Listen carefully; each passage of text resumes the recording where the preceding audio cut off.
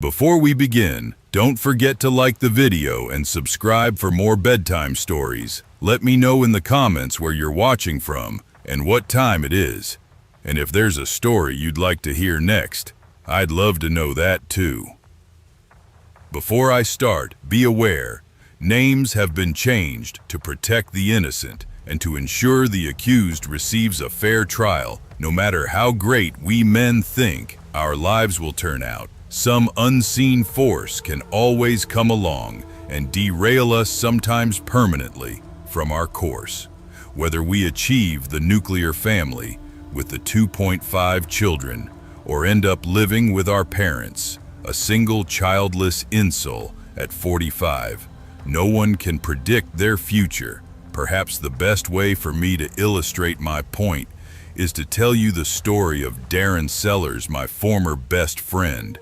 No matter if we would have grown up in Dallas or the little hick town we were doomed to reside in, Darren would have been a special kid, doctor, lawyer, pro football player. He could have excelled at any profession he put his mind to. Since childhood, he was always that kid that did better than his peers at everything.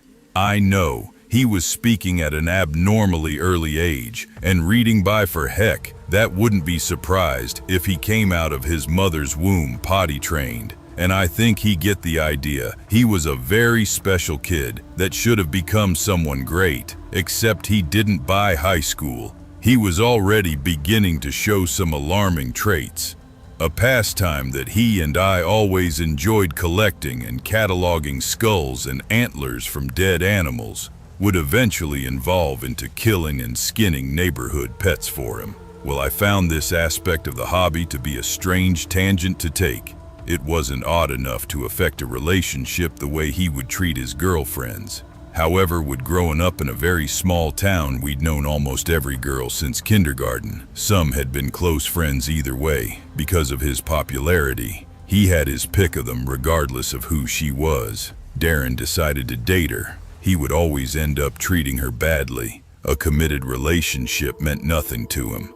A lot of really kind girls would get their hearts broken because of him, but to be honest, they would be the lucky ones. Sarah, a very smart and cute girl, was with Darren on and off for several years. She would break up with him after he hit her butt and go back.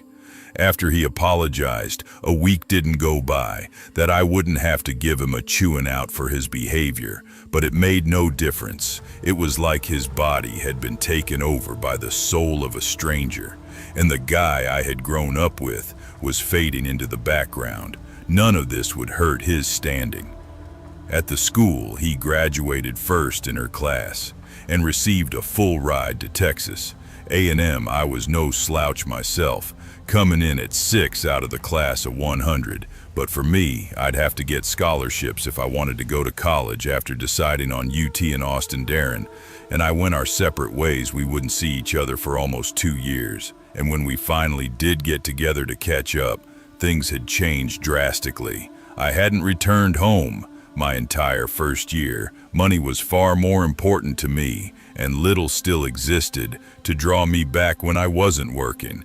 Darren and I spoke maybe a handful of times, never during any of those conversations that he mentioned problems at A&M.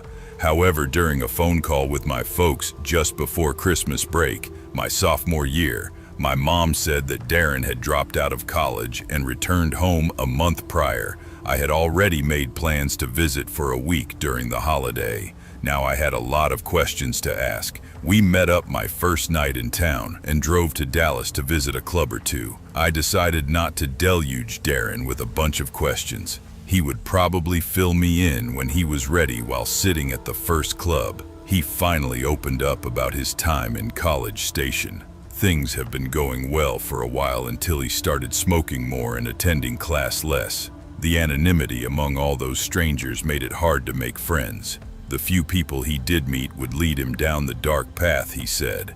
By the start of year 2, he knew his days were numbered, so he dropped out to save the school. The trouble of kicking him out. This is a much different person than the one I'd left just a year and a half prior. I'd never known Darren to embrace failure. Other than the goatee and long hair, he appeared to be the same, but now he just didn't seem to care about what happened. Him going from a full scholarship at A&M to delivering pizzas would have destroyed the old Darren, but now he acted like he loved his new life. While driving to our next stop, he suggested we pick up a girl and have some fun with her. I laughed at first, thinking he meant maybe buying some sort of lady of the night or something. I said, "Yeah, right, so save my money. Thank you." I'd misinterpreted his meaning. He said he meant that we should grab a girl from the street and take turns with her. The suggestion shocked me. I looked over his face, trying to find a sign that he was joking, but couldn't for a few minutes. Nothing was said between us. I still couldn't believe what he'd said. Then an odd idea struck me out of nowhere. "Have you done this kind of thing before?" He hesitated at first, but eventually admitted he and his friends had done it a few times back in College Station, as if it would make things less serious. He stressed that they'd never hurt the girls or anything. Once they had their fun, they'd drop her off and go on their way.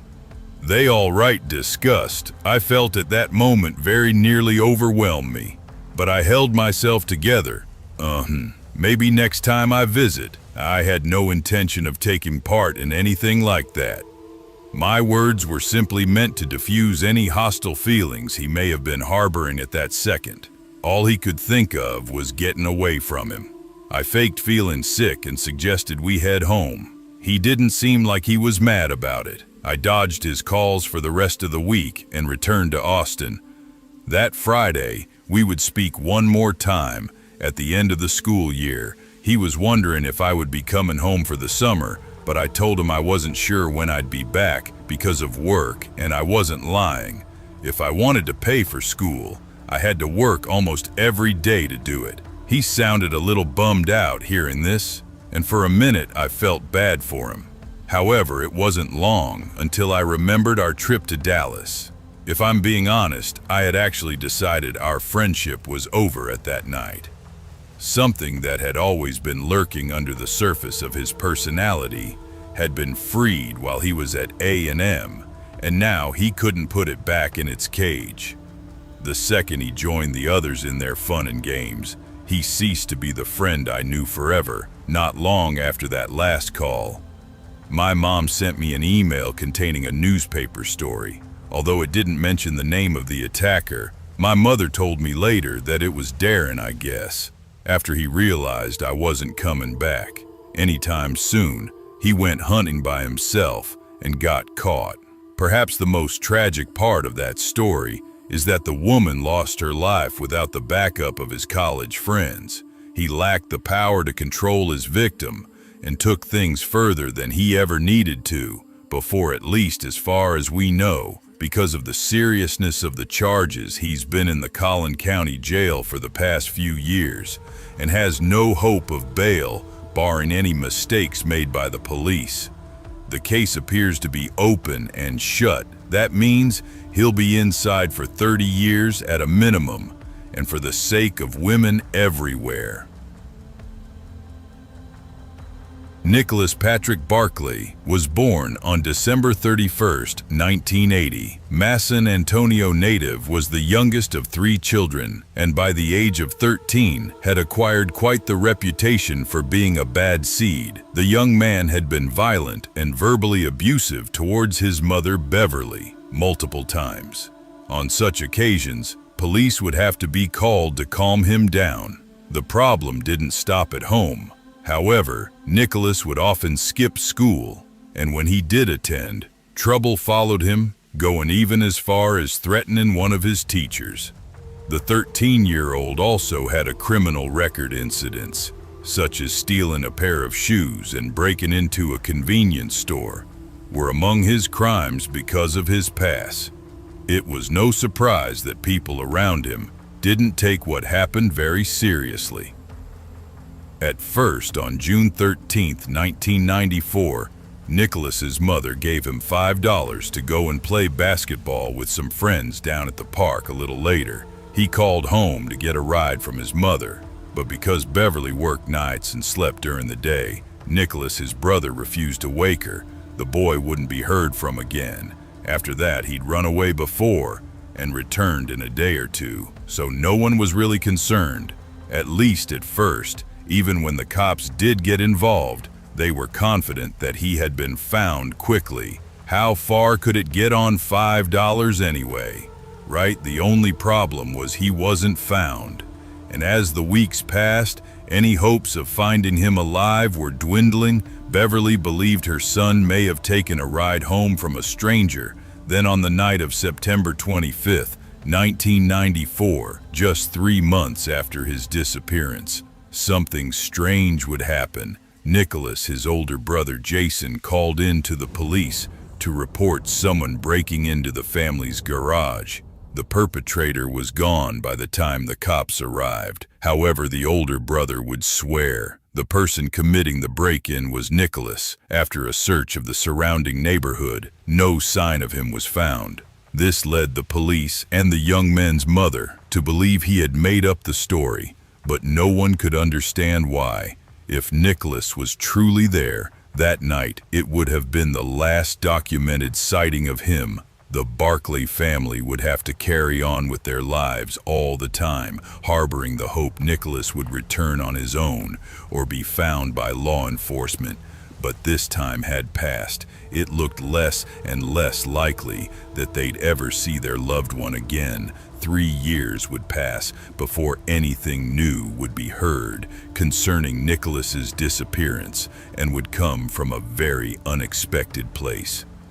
San Antonio police received a phone call from a man working in a youth shelter in Lunaire, Spain, in October of 1997. A young man had been found huddling in a phone booth and brought into the shelter. The man from the shelter believed him to be Nicholas Barclay. The young man claimed to have escaped from a child trafficking ring where he had been abused since he went missing. Despite being relatively healthy, the young man had no memory of his past life. Unable to contain her joy, Nicholas's half-sister Carrie Gibson hopped on a plane and head for Spain. The boy wouldn't leave his room at first, afraid he wouldn't be recognized. His fears would soon be put to rest. However, although the young man before her didn't quite resemble the boy, she remembered she chalked this up to the passage of time and confirmed he was indeed Nicholas. Now finally being reunited, the pair sat looking through family photo albums Carrie had brought with her all the time, attempting to shake some memory loose in her traumatized brother's mind.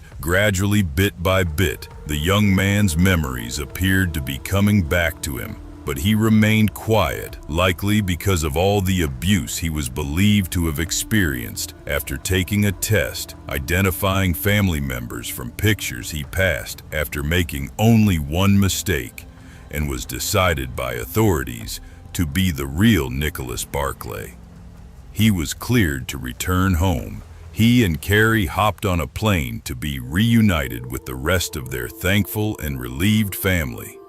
Although Carrie and Beverly were overjoyed to have him back again, there were others in the family very suspicious of the young man. The fact that Nicholas had blonde hair and blue eyes before his abduction, and came back with dark brown hair and eyes, was the source of much distrust, not to mention the fact that he now spoke with a French accent. Hey, the reason for all of this. Of course, the individuals who had abducted him had chemically dyed his hair and eyes to make him unrecognizable. The accent was just a side effect of spending so much time living in Europe. The women wanted to believe this so much they easily accepted his explanation. However, for the rest, the questions were not going away that easily. His mother was eager to help him take back his former life. She enrolled him in school, and after a while, Nicholas seemed to become more comfortable at home. The media, never willing to let a good story go by, continued to badger the family for an interview, and they would eventually relent, picking hard copy to tell their story. In February of '98, Charlie Parker, a private investigator working for the show, would notice something off about Nicholas's ears. They were different, since ears are like fingerprints and never change throughout a person's life. This anomaly was an important one. Parker would compare pictures of Nicholas taken when he was younger to ones of the newly returned Nicholas and came to the conclusion the two boys were not the same person. This is just the opportunity the rest of the family have been waiting for. A long struggle would break out in the courts between Nicholas, those who believed the story and those who did not. The court would finally order fingerprints and DNA tests be taken. The results of those tests would be nothing anyone could have expected. It turned out that the shy young man who had been found in Spain wasn't Nicholas Barclay. Instead, his name was Frederick Borde. A French-born 23-year-old Borden was a serial impersonator, thought to have taken the identities of up to 500 people. He had got Nicholas's information from a missing child center. Nicholas Barclay was the first of 3 missing children whose identities would be taken by Borden. He said that he had spread the story of lies about the human trafficking ring, getting as much media attention as he could to make Nicholas more real and to make people love him even more. To know what had happened, now that the family knew the truth, did they throw Borden forcefully from their lives? No, as a matter of fact, they attempted to keep him. This odd reaction caused the police to begin to look at the family with an eye of suspicion. They felt this had to mean the family had something to hide. Jason's phone call to the police in September of 1994 took on a whole new angle.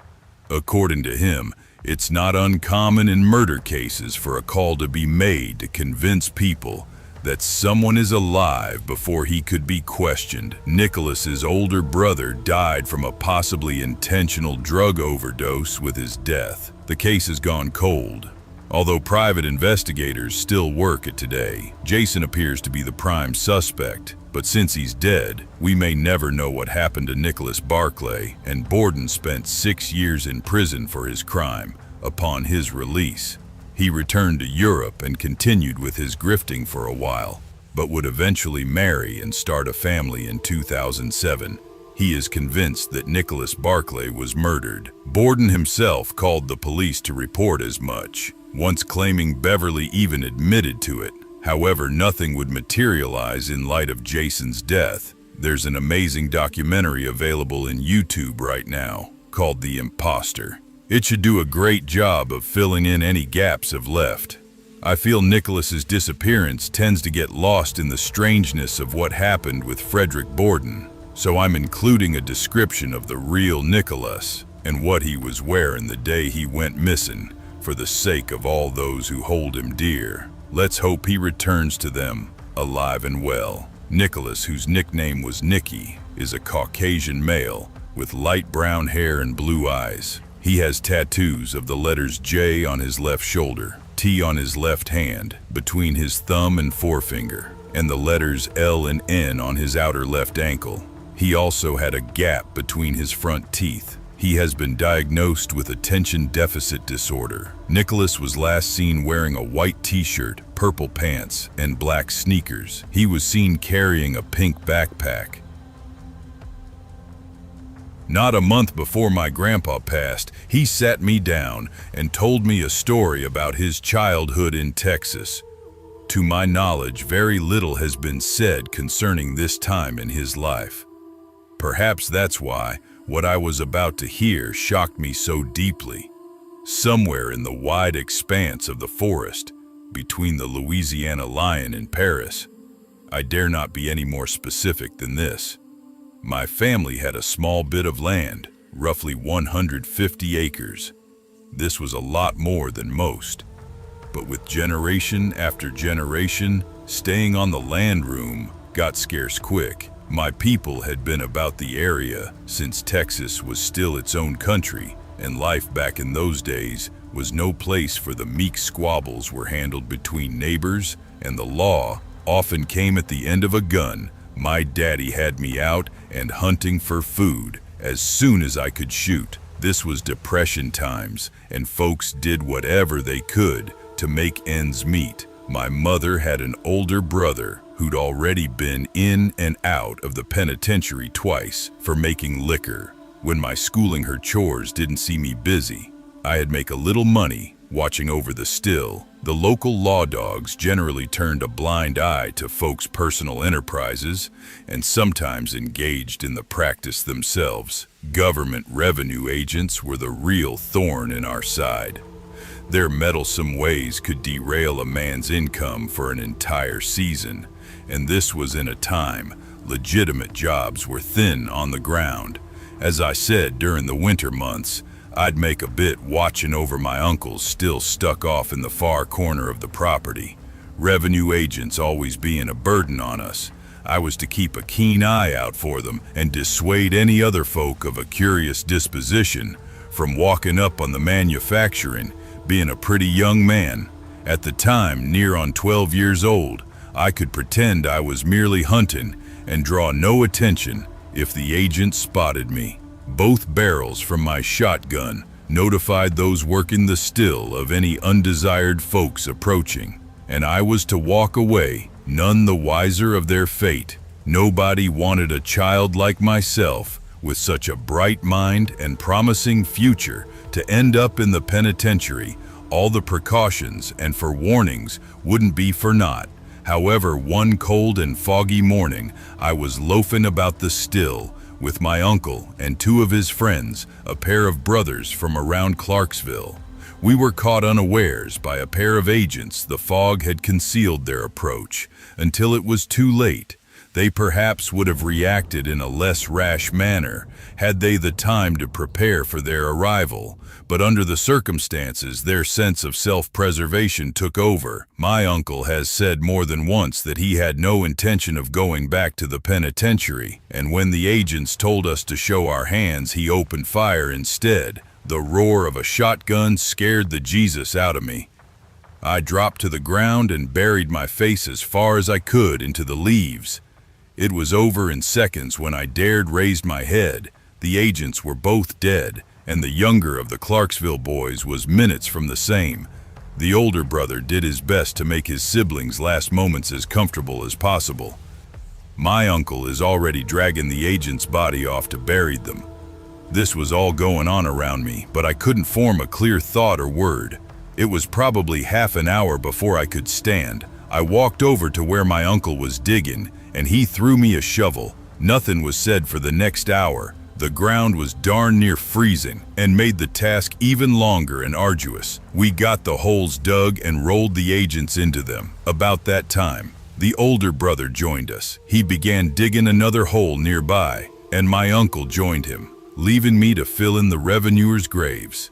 The younger boy was retrieved by the two of them, carefully laid in, and covered him. I don't believe a single word was spoken. The rest of the day, my uncle simply looked over at the remaining brother, nodded his head. Goodbye.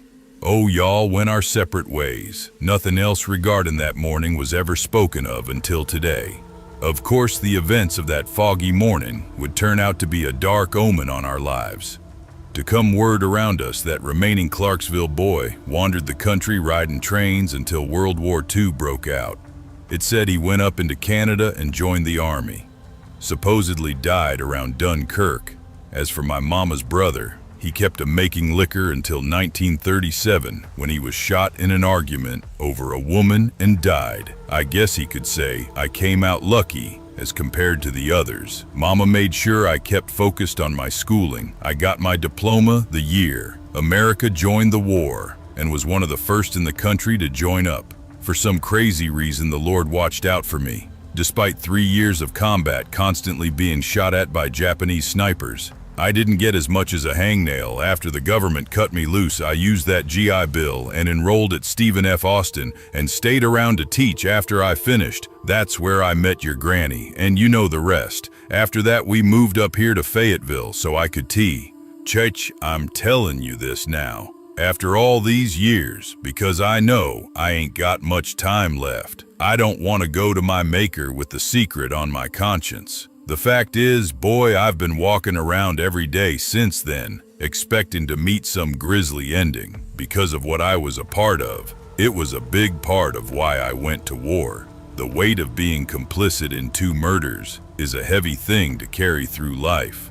Whether I was the one who pulled the trigger don't much matter. I chose not to tell anyone. It makes me just as guilty, whether it's in the eyes of the law or the Lord's. And for the sake of your soul, be a good man and live a good life. If you do that, your end will be a peaceful one. God bless you, and thank you for allowing an old scared man to get some small bit of peace. Around 11:45 on the nights of February 22nd to 1946, 22-year-old Jimmy Hollis was parked on a secluded lover's lane with his girlfriend, 19-year-old Mary Jean Larry. About 10 minutes later, a man wearing a cloth mask resembling a pillowcase with the eyes cut out appeared at the driver's side door and flashed a flashlight in the window. Hollis thought this may be a prank and told the man he had the wrong person. The masked man responded by saying, "I don't want to kill you, fella, so do what I say." Hollis and Larry were then ordered out of the car, and Hollis was told to take off your effing britches. He did, and was struck on the head twice with the butt of a pistol. Believing this to be a robbery, Larry opened Hollis's wallet to prove yet no money. She was then struck with a blunt object and ordered to stand. Once on her feet, the man told her to runk the road. She headed toward the main road and spotted another parked car and approached it. However, as she drew closer, she could see it was empty.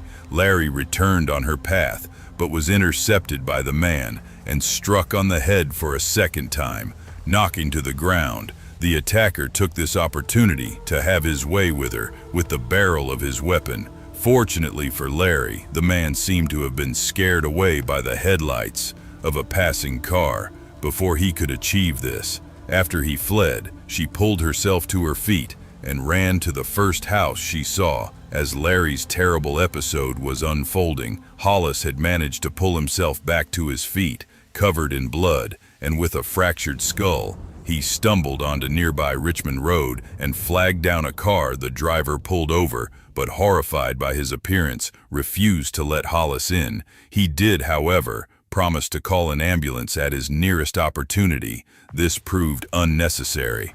However, as the emergency services had already arrived, because of an alert by Larry, both victims were taken to Texarkana Hospital. Larry would come away, at least physically, the better off of the only needing 8 stitches. Hollis, however, would lay in the intensive care ward in a coma for several days. Once recovered, the victims would give 2 very differing descriptions of their attacker. While Larry claimed, because of this speech, that he was a black man, Hollis disagreed and said he believed the man to be white but couldn't be sure because of being blinded by the flashlight.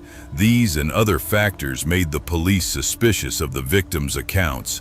They would form a theory that the couple knew their attacker and was covering for him.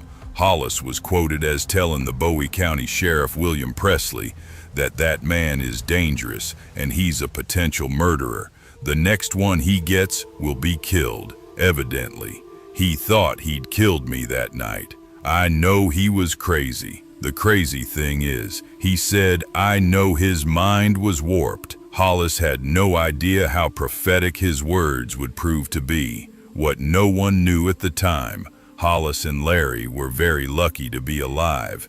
They would turn out to be the first 2 victims in a spree of attacks that would leave the residents of Texarkana, Texas, and Texarkana, Arkansas frozen in fear for the next 10 weeks, and wondering who the man responsible for them was for far longer. A little over a month later, on March 24th, a peaceful Sunday morning would be shattered by the discovery of the bodies of 29-year-old Richard Griffin and his 17-year-old girlfriend Polly, and more on Griffin's 1941 Oldsmobile. A passing motorist had reported the car as suspicious. A couple of hours prior, when officers arrived, they discovered Griffin slumped over between the front seats, with his pants around his ankles, pockets turned out, and 2 bullet holes in the back of his head. Polly was in the back seat with 2 shots also to the back of her head by the time Sheriff Presley and Arkansas State Trooper Max Tackett arrived. The scene had been compromised by the large crowd that informed no efforts had been made to seal the scene. About 20 feet from the car, a large bloodstain was discovered. This led the officers to believe Polly was shot outside the car and placed in it after she died. Also, a spent cartridge from a .32 caliber weapon, possibly a Colt, was found wrapped in a blanket in the car. Any other possible clues were likely lost the previous night's rain and the failure of responding officers to close the scene. With these first murders would come all sorts of rumors, such as Polly being indecently assaulted. However, no records indicate this to have occurred. Investigations were launched on both sides of the border. On March 30th, the $500 reward would be posted. This would sadly lead to over 100 false leads and yield no useful information. In a matter of just a few weeks, police would find themselves with another set of murders on their hands. This time, a pair of mere children. Betty Jo Booker, aged 15, had been playing her saxophone with her band, the Riff Mares, at the VFW Club around 1:30 a.m. Her 16-year-old friend Paul Martin arrived to pick her up. This is the last time the two were seen alive later. That morning, and around 6:30 a.m., Martin was discovered lying dead by the roadside near Spring Park Lake.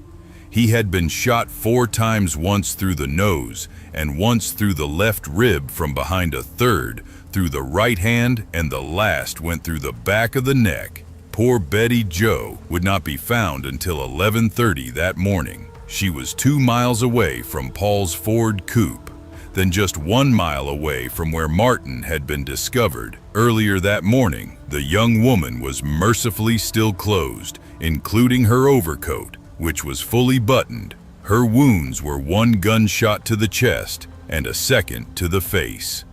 The scene was sealed from the moment Sheriff Presley, who was the responding officer, arrived. He discovered a date book nearby and quickly pocketed it. Martin's Ford was found about 1.5 miles from his body, just outside the park, with the keys still in the ignition. As with the first set of murders, there were little clues to be uncovered beside the date book. Presley found the set of man's tracks alongside another smaller set, but was unable to follow them from the angle of the gunshots. And Betty's body, the police surmised that the killer was right-handed, but no mode of her suspects could be produced because of this. When the bullets from the teenagers were compared with those of the first 2 murders, they were indeed ruled to be from the same .32 caliber handgun the local rumor mill was working.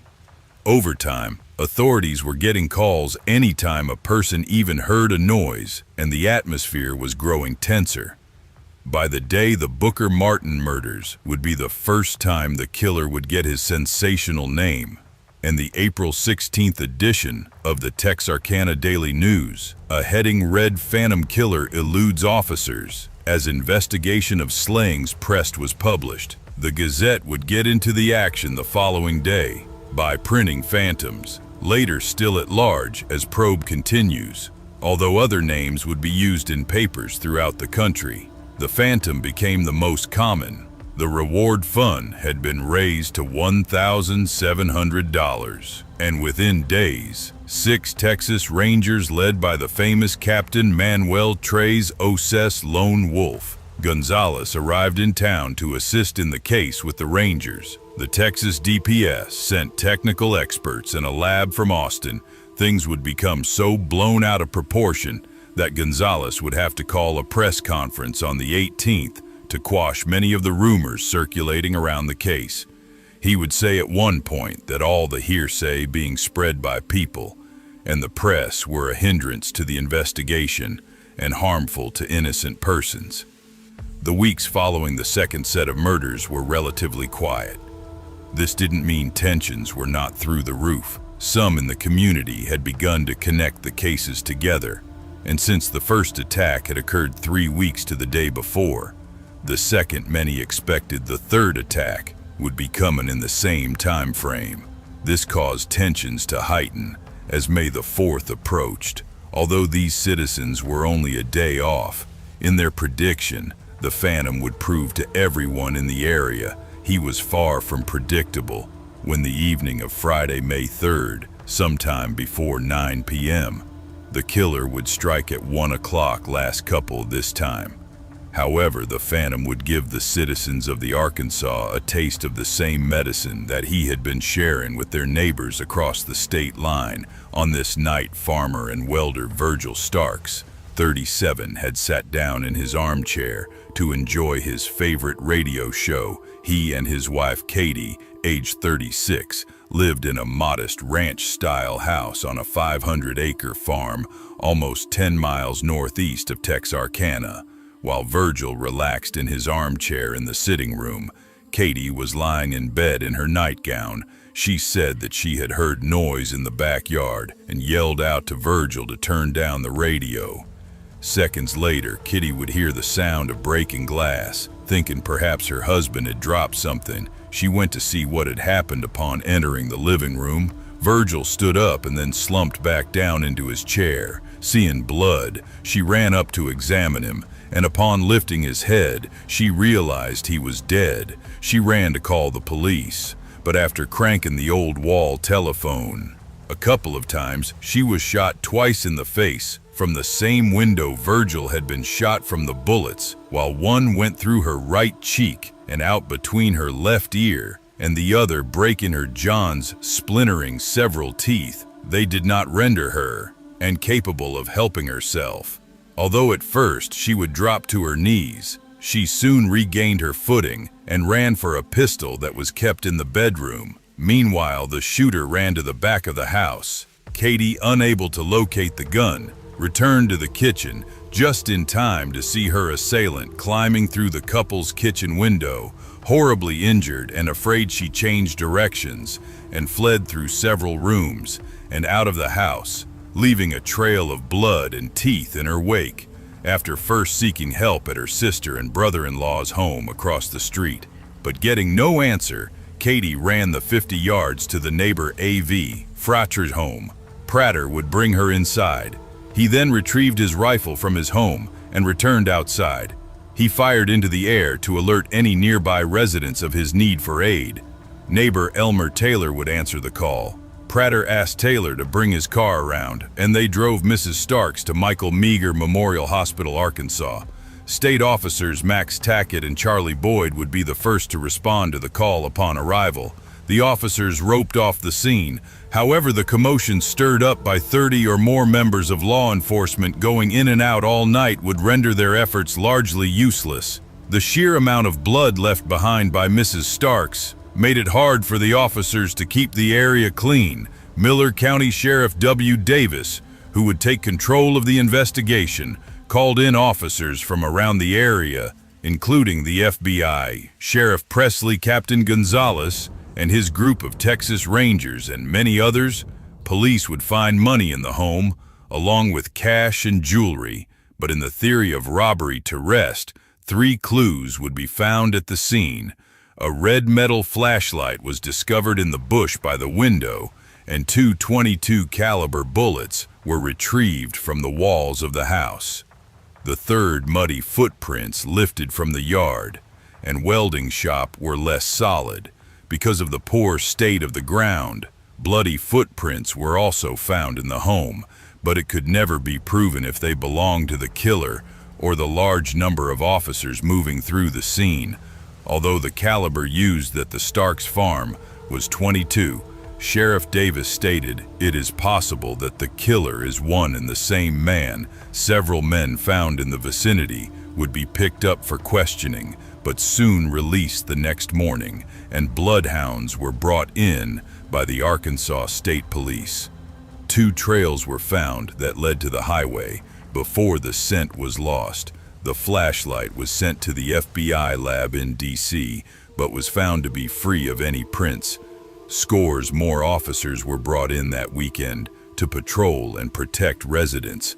Texarkana gazettes would continue to stir up fear, by printing a headline on Sunday, May 5th that read, "Maniac hunted and murders. On the night of Virgil's death, the reward was $7,025 and would soon be combined with another reward, making it equal up to $10,000. That Monday, Virgil Stark's funeral was held. The following day, Katie was ruled well enough by doctors to be questioned, but was unable to provide any new information. A detailed description of the flashlights, along with the color picture, will be sent to the Gazette on the morning of Wednesday, May 29th. This would be printed included. With this was an appeal that said, "Have you seen this to sell flashlights? You may be the one to aid in solving the phantom slayings." Another appeal from Sheriff Presley and Chief of Police. Jack and Runnels was printed a few weeks earlier, May 11th, asking for any information on missing persons on the nights of the murders. The rumor mill remained running around the clock. Word that the killer had been caught began to spread once again. The authorities had to go to the press to shut the stories down. Sheriff Presley denied the killer had been apprehended and implored people to be more considerate of their fellow citizens. A lot of innocent folks were being accused of being the phantom. No talk from the sheriff was going to make the people in the area any less jittery as the weeks passed. The citizens, how their collective breath awaiting the next attack. But nothing would come, and over time they would all return to their normal lives they had before the phantom arrived. The Rangers would quietly leave town throughout October, and so only the local law enforcement members were left with no new attacks to investigate. They were now able to focus on suspects. Among those dismissed early on was Ralph Bauman, a war veteran living in Los Angeles, who had attempted to sell his story to a newspaper of his Texarkana murder spree.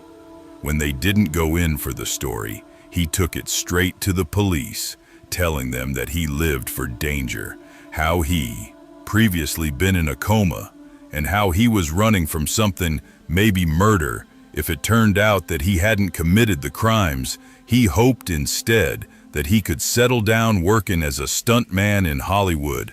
A black man in his 30s, also briefly a suspect. After he failed a polygraph test, officers decided to have him hypnotized. The man was taken to Travis Elliott, a psychiatrist and hypnotist. Elliott talked to the man in a private session for a while. Sheriff Presley asked Elliott if the man could be hypnotized. "Yes, but you have the wrong man. He has no criminal tendencies," replied Elliott. It was later determined that he failed the polygraph because he was having an affair with a married woman. His tracks have been found in the area because it was the location the pair had used for their illicit tries in spite to the 9 people that made false confessions to Tackett. The police working the case did have a few real suspects. The prime target was U.L. Sweeney, the Path. The Sweeney was a twisted one, Arkansas State Police officer. Tackett made a link he thought may be worth checking out on each night of the murders. A car had been stolen in a previously stolen car, had been found abandoned on the night of Friday, June 28th. They found the car that had been reported stolen in a parking lot and decided to stake it out and wait to see who would come to pick it up. To his surprise, the car was approached by a young 21-year-old girl named Peggy Sweeney. She was taken into custody and said that her new husband, Ewell, was in Atlanta, Texas, selling another stolen car. Tackett tracked down Ewell to the Arkansas Motor Coach bus station on Front Street. When Ewell spotted Tackett, he fled out the back of the station, but was cornered as Tackett approached him. He told the officer not to shoot, which Tackett replied, "I'm not going to shoot you for your car theft. Mister, don't play games with me, he won't me, for more than stealing cars," came Sweeney's reply. Sweeney would not stop with the incriminating comments. However, when Ewell was in the police car, he asked Chief Deputy Tillman Johnson, "Mr. Johnson, what do you think they'll do to me for this? Will they give me the chair?" Johnson responded with, "You won't get much, maybe 5 or 10 years. They don't give you the electric chair for stealing cars." Sweeney then said, "Mr. Johnson, you got me for more than stealing cars in Spinal's Commons." He well would not confess to being the Phantom under questioning. Peggy was being held. Meanwhile, for the murders of Paul Martin and Betty Jo Booker, she would say nothing for almost a month before making a statement. Then 2 more. Over the next 2 days, all 3 of the statements would have contradicting information. And although she claimed UL was indeed the Phantom by law in 1946, Peggy could not be forced to testify against her husband, even with some circumstantial evidence in Peggy's statements. She was deemed an unreliable witness in the case against the 2 collapsed. He well would not be charged with the assaults or murders, but instead convicted on Texas's habitual offender law and given life in prison in the various entities involved in the case, hoped that they would eventually be able to connect him to at least one of the cases, but this never panned out, and Sweeney eventually appealed. His conviction was released in 1973, and the only other suspects most historians consider possibly being the Phantom was Henry Booker Tennyson, an 18-year-old University of Arkansas freshman. On November 5, 1948, the body of Tennyson was found in his room. The young man had used cyanide of mercury to end his own life on a nearby desk. The police found 2 notes. One was a poem that included clues to the location of the combination of his lockbox. A note was also found inside a fountain pen marked BB poison was found in the cap. The note inside the pen contained further clues to the combination of the lockbox. Not in the mood for playing games, the police forced the lockbox open. Inside was a Viewmaster with several rolls of film of Mexico and a stack of papers. Under the stack of papers was a note confessing to the Texarkana killings. However, more papers would be discovered that would contradict Tennyson's confession. James Freeman, a 16-year-old friend of Tennyson from Texarkana, came forward and said he and Henry had been together on the nights of Virgil Stark's death. Tennyson's brothers claimed the confession and him ending his life were fantastic things induced by reading too many comic books. In addition, they both stated that he did not know guns and didn't care for weapons hunting or shooting. None of the guns that Tennyson would have had access to matched the bullets used in Phantom's murders. Furthermore, Craig, a brother, said that he hadn't taught Tennyson how to drive a car until the summer of '47. None of the fingerprints or bullets could be tracked back to Tennyson, while there are a few less probable suspects, like an escaped German POWs and an unidentified man in Atoka, Oklahoma. I'll leave it up to the listeners to search them out on their own to this day. While many people out there have their own theories and ideas about what happened in Texarkana, all those years ago, the fact is the Phantom Killer was never caught and likely never will be. There is much more information regarding the case available, but for the sake of brevity, I only included the most basic of facts. If this story interested any of you, I encourage them to seek out every bit of information you can find on the slayings. A lot of the things you'll come across derive from the same sources. However, if you look hard enough, you can discover some additional information. I've not yet read any books about the subject of the Phantom murders, but the most recent and well-acclaimed was The Phantom Killer: Unlocking the Mysteries of the Texarkana Serial Murders by James Presley, November 15, 2014. Presley is not only from Texarkana, he also happened to be the nephew of Bowie County Sheriff William Presley. I thank you all for your time, and I hope I was able to give everyone listening something a little less viral to think about. Don't you worry about me. I promise you all will hear from me again. And remember, a journey of 1,000 miles begins with one step, but without a good pair of shoes, you won't get more than a mile or two. Way back in 1970, Robert L. Tex Roberts was an aging and eccentric millionaire living with his slightly older female companion, Jessie Forsythe, on the night of August 15, 1970. The couple would disappear from Roberts' Dallas mansion and never be seen again. That evening, Roberts, 85, summoned his friend and bodyguard Al Bergeron to the home on a matter of utmost importance. When Bergeron arrived, he would discover the usually locked front door ajar and known home. Although it was not out of the ordinary for Roberts to leave the house, suddenly it was almost unheard of for 89-year-old infirmed Forsyth to go with him after waiting several hours for Roberts to return. Bergeron called the police 2 days later. Bergeron received a phone call from a friend with news of a special delivery letter from Tex. The letter stated that attorney Leon C. Horton would be managing his affairs during his absence. Horton filed deeds to virtually all of Roberts' real property, including the mansion on Spring Valley Road at the Dallas County Courthouse. It was then all sold to a management company owned by Horton Next. Horton tried to cash Roberts' ample holdings of stocks and bonds. Even with the power of attorney, no Dallas bank would negotiate the transactions. However, one in Amarillo would, and Horton would then convert the securities into cash and, as posited, into his commercial accounts. Horton then withdrew the funds and sent them, supposedly, to Tex.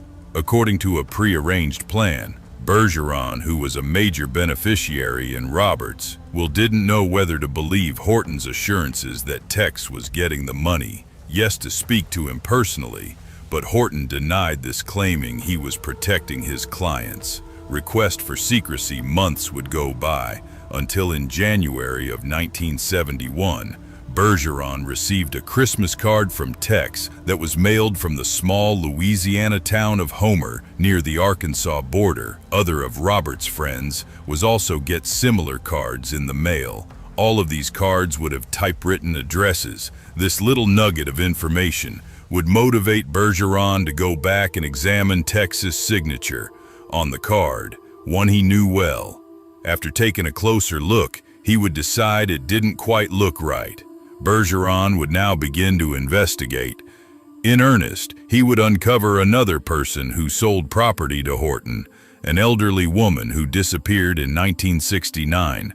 After consulting a handwritten expert, he would take his findings to attorneys Paul Chitwood, who had also done legal work for Roberts in the past.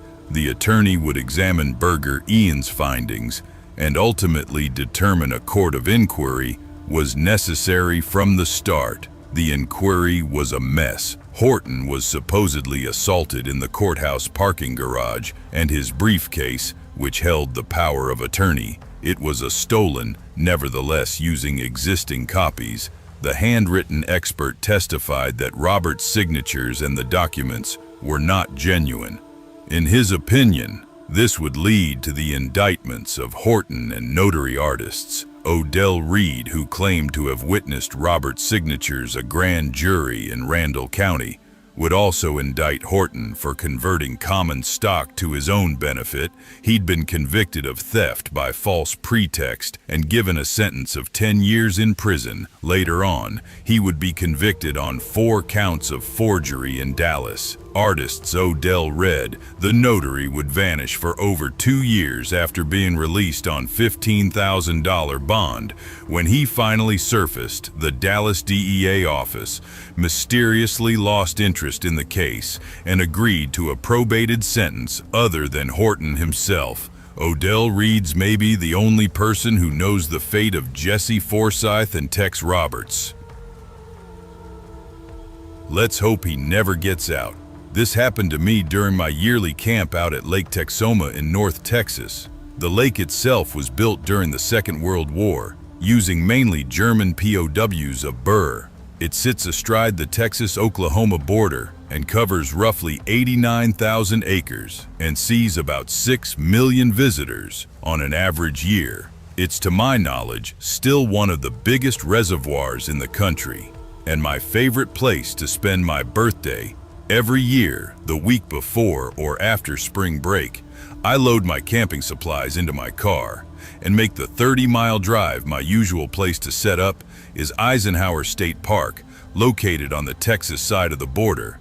and just happens to be named after Dwight D. Eisenhower, the famous World War II general and president who was born nearby Surry, Kansas. The cool thing about the park is that for a small fee, I can take my pick of spots that offer running water and electrical connections. Although I normally camp in a relatively traditional manner, having access to power nearby can be convenient. Perhaps the best part of camping. So early in the season, the temperatures are still reasonable. You could go out as little as 2 months later and already be nearing 90+ degrees during the hottest part of the day. This also means there are far fewer other campers in the park and then visiting the lakes since before I can remember. As a matter of fact, one of my first memories is of me bawling my head off and holding my bloody foot. My dad sped our boat to shore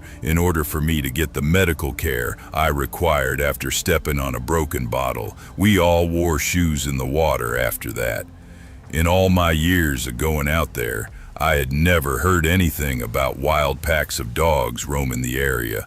All groups of wild pigs have been an ever-growing problem in our state, while dogs, not so much. Or maybe that's just my ignorance showing, and it's a bigger deal that I'm aware. Whether it is or not, I wasn't expecting what happened my second night. I believe that evening, no one else was within a mile of my camp. It was just starting to get dark, and I walked a few feet down to the water. Oftentimes I'll sit on the shore and watch boats cross the lake with a cup of coffee and enjoy the calming sounds of the waves licking lightly at the shore. It hadn't gotten completely dark yet, but the shapes I noticed approaching me were unidentifiable. As they grew closer, I could make out the shape of 2 dogs walking slowly down the shore. I figured they belonged to another camper and called out to let them know I was there. As the seconds passed, no answer came, and the dogs continued to get closer. While I'm not, nor have ever, I had been afraid of dogs, I do practice common sense. Measures with those I'm not familiar with. When they were within 10 yards of me, I saw 3 more dogs, all of differing sizes, come down the cliff at an angle for me and joined the other 2 on the bank. My caution was beginning to shift into fear. Odds are that if group of dogs form a pack without the moderating influence of a become feral and can be a serious danger to any person that come in contact with, I was that person on this night, and things would only prove to get worse as it went on. Running away would just engage their prey, drive, and I'd be run down and mauled for sure with no other choice. I stood still as they approached me. The 2 larger dogs I had seen first began to smell me. I didn't move or pet them as they did so well. The leaders sniffed, the other 3 began to surround me and walk slowly toward me, even if I had never been scared of dogs before. This freaked me out during this whole interaction. I did my best not to indicate that I was scared, but the nearer the other 3 came, the more nervous I grew.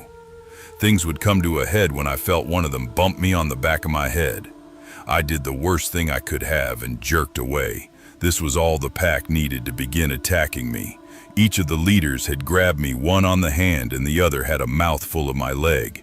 The rest had ganged up and took a firm grip on my right leg. This wasn't some rough play either. I could tell that they were trying to pull me down to the ground.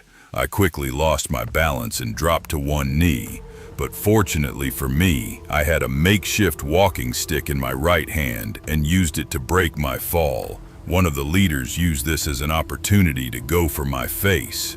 However, I first saw something like this and jabbed at it with a stick before it reached me. This gave me the time I needed to return myself to standing with a firmer stance. I started jabbing at the others. A few let go and backed off only to renew their attack.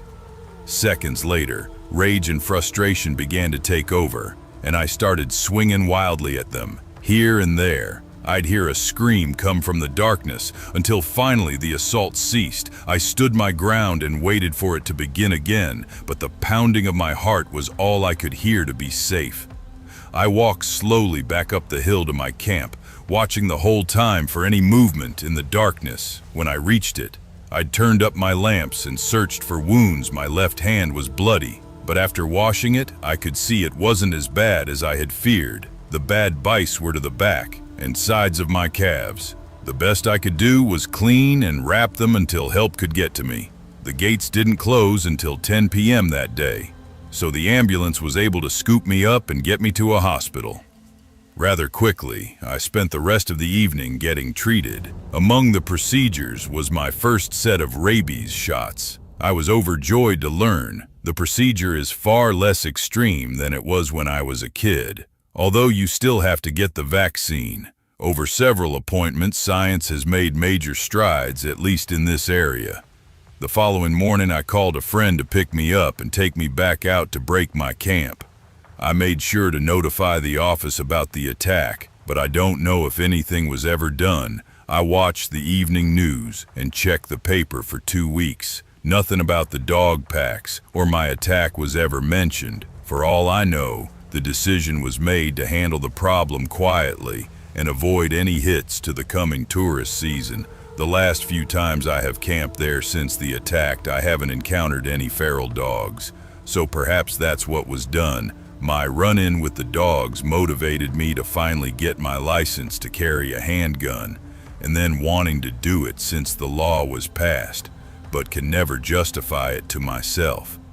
In addition to carrying while out and about in public concealed, to prevent any problems with the general population, I'm legally allowed to bring my pistol along with me when I go camping, since I believe self-protection is a right. I probably would have had it with me, whether it was legal or not, but thankfully, I don't have to take that chance. My goal by sharing this is not to create fear among others who love staying in the outdoors. I simply want to remind people that even in places we feel comfortable, the unexpected can happen. So if you ever visiting Texas, I highly recommend Lake Texoma and the attractions around it. Just be sure to wear your life jacket when you're on the water. Don't drink too much and keep your eyes out for the creatures who share the land with you. Whether they're rattlesnakes or feral dogs, one misstep or loss of concentration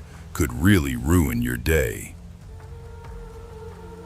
The Christmas holiday should be a happy time for the year for family that celebrates it, one of giving and sharing. Unfortunately, the season of 1974 would be a terrifying, confusing one for 3 Fort Worth families and everyone that has followed a reminder of loss. On the morning of December 23, 1974, 3 girls left their homes for a shopping trip at the Seminary South Shopping Center in South Fort Worth. Rachel Arnold Trela, 17, picked up her friend Renee Wilson, 14, at her home.